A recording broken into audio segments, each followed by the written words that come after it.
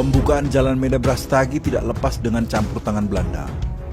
Awal Belanda sampai ke kota Medan dan menduduki kota itu, hubungan dengan Tanah Karo belum ada. Jalan yang melalui Medan Brastagi dan juga sebaliknya hanyalah jalan setapak. Hubungan perdagangan antara Medan dan Tanah Karo hanya dilakukan dengan menggunakan jasa perlanjasira atau pedagang garam. Perlanjasira inilah yang membawa barang hasil pertanian dari Tanah Karo dan menjualnya dengan cara barter di Medan, Binjai, dan Deli Serdang. Hasil pertanian ini kemudian ditukar dengan garam dan barang-barang lain yang dibutuhkan oleh masyarakat Tanah Karo. Perlanjasira inilah media transportasi ke Tanah Karo tempo dulu. Selain perlanjasira, kuda menjadi alternatif transportasi lain ketika itu. Namun seperti halnya perlanjasira, kuda juga harus melewati jalan setapak, melewati hutan, dan tebing terjal. Karel Westenbeek, seorang Belanda yang diangkat menjadi controller jabatan setingkat bupati untuk Batak tahun 1988. Westenbeek menulis sebuah laporan tentang perjalanannya pertama kali ke Tanah Karo. Dia pergi bersama Jules Klein, seorang pelancong Prancis, dan juga teman-teman yang lain. Perjalanan ini dilakukan pada bulan Maret 1891 ke Tanah Karo yang masih merdeka, belum tersentuh kolonial Belanda. Mereka menaiki kereta api dari Medan menuju Deli Tua. Setelah berjalan kaki menuju Kampung Biru-Biru, mereka melanjutkan perjalanan ke Kampung Pertumbukan. Lalu perjalanan dilanjutkan ke Kampung Buluhawar yang ketika itu sudah ramai dan menjadi pusat perdagangan. Buluhawar juga mempunyai pasar kuda di mana kuda dari daratan tinggi Karo diperjualbelikan di pasar ini. Barulah mereka berjalan kaki lagi menuju dataran tinggi Karo dan tiba di Cingkem. Mereka menyusuri Cingkem hingga tiba di lereng Deleng Barus. Akhirnya orang Eropa pertama kali tiba di Tanah Karo pada bulan Maret 1891 setelah berjalan kaki selama berhari-hari. Awalnya sejarah pembukaan Jalan Medan Brastagi ini karena peperangan yang terjadi di sekitar perkebunan tembakau Deli di akhir abad 19. Puncaknya terjadi saat Perang Sunggal bergolak. Tanah rakyat yang dicaplok dan dijadikan perkebunan tembakau Deli menyulut kemarahan. Belanda merasa terancam dan terganggu dengan bisnis mereka yang mulai berkembang ini.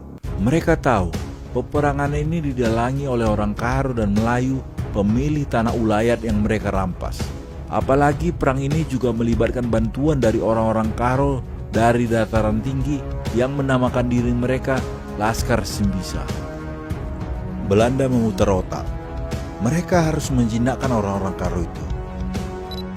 Pemilik perusahaan perkebunan tembakau Deli, maskapai CT Kramer, meminta Netherlands Zending Genootschap NZG untuk mengirim misionaris ke Tanah Karo. Kramer menganggap pendekatan melalui penginjilan mungkin bisa meluluhkan orang-orang Karo untuk tidak memberontak. Dikirimlah misionaris pertama bernama Hendrik Royd. Untuk menjalankan misinya, Hendrik Royd mengambil lokasi Buluhawar, sebuah desa di pedalaman Sibolangit. Buluhawar dipilih karena desa itu paling ramai karena tempat persinggahan para perlanjasira dan para pedagang. Setelah Royd, beberapa misionaris lain datang silih berganti. Buluhawar semakin berkembang ketika itu. Pendeta Guillaume, seorang misionaris NZG, mencoba mendekati Kabanjahe dengan maksud menyebarkan agama Kristen. Namun kedatangan misionaris itu tidak disukai Laskar Pejuang, pimpinan Kiras Bangun yang lebih dikenal Pagaramata. Mereka menganggap kedatangan pendeta ini hanyalah modus dan taktik Belanda untuk menguasai Tanah Karo. Mereka melakukan perlawanan. Pendeta Guillaume diusir dari Kabanjahe.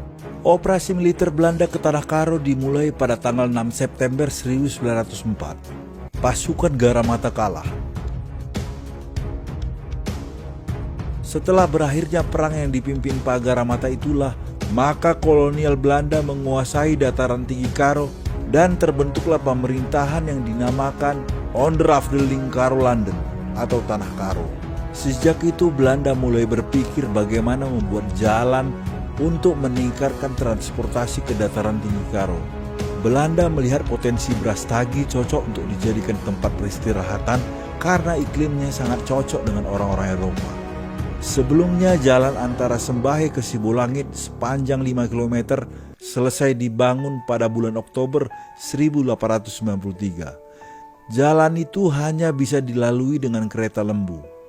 Lalu Belanda mengadakan riset dan penelitian terhadap hutan dan perbukitan yang akan dibuka untuk jalan lain. Bukan hanya dengan kereta lembu, Belanda ingin mobil-mobil mereka bisa juga sampai di Brastagi. Setelah mendapatkan kesimpulan dari hasil penelitiannya, Belanda lalu memerintahkan kuli-kuli untuk membuka hutan dan membangun jalan. Berselang 3 tahun lamanya, jalan lintas itu pun akhirnya selesai. Pada tahun 1907, akhirnya jalan Medan Brastagi bisa beroperasi.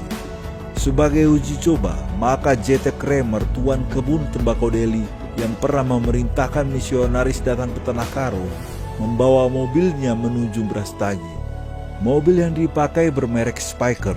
Mobil yang diproduksi oleh Belanda, diprakarsai oleh Jacobus dan Henry Jan Spyker yang berlokasi di Amsterdam. J.T. Kramer berangkat berikut istri dan teman-temannya dengan menggunakan 2 mobil. Mereka melakukan perjalanan pertama itu tanggal 28 Februari 1907. Menurut laporan yang ditulisnya, perjalanan menggunakan mobil saat itu ke Tanah Karo tidak cukup dalam 1 hari. Mereka menghadapi tantangan berbahaya. Selain tebing terjal, mereka harus melewati sungai. Perjalanan di Sembahe ketika itu sangat menantang karena masih menggunakan jembatan darurat dan hampir saja mobil mereka terjatuh karena salah satu roda mobil terperosok. Untung saja sang pengendara mobil dengan cekatan menguasai kendaraannya. Perjalanan mereka harus terhenti. Setelah melewati Bandar Baru, mobil mereka terperosok ke lumpur dan mobil itu mogok. Mereka kembali ke Bandar Baru dan bermalam di sana. Perjalanan dilanjutkan keesokan harinya. Mobil yang mogok dibantu derek oleh mobil yang lain. Para wanita Belanda yang ikut serta di mobil itu dibantu berjalan oleh warga setempat dengan menggunakan tandu. Akhirnya mereka tiba di Kabanjahe dan disambut oleh Nyonya van den Berg, istri seorang misionaris Belanda yang telah tinggal di Kabanjahe ketika itu. Si Bayaklingga, Raja Karo, juga menyambut kedatangan rombongan Kramer. Kramer juga bertemu dengan tokoh-tokoh adat dan masyarakat Karo. Sejak itu pula pembangunan jalan Medan Brastagi terus dilakukan. Kendaraan-kendaraan Belanda mulai melalui jalan itu. Seorang Belanda kemudian memprakarsai bus umum untuk pertama kali ke Tanah Karo tahun 1914. Termasuk bus perusahaan kereta api Delhi Spoorweg Maskapai DSM tiba di Brastagi. Perjalanan ke Tanah Karo semakin mudah sehingga Brastagi semakin berkembang dan menjadi tempat utama untuk berwisata karena letaknya tidak jauh dari Medan. Cuaca dingin menjadi daya tarik kedatangan orang-orang Eropa ke Brastagi. Pembangunan hotel-hotel dilakukan dengan gaya Eropa modern. Hotel terkenal ketika itu antara lain Hotel Brastagi,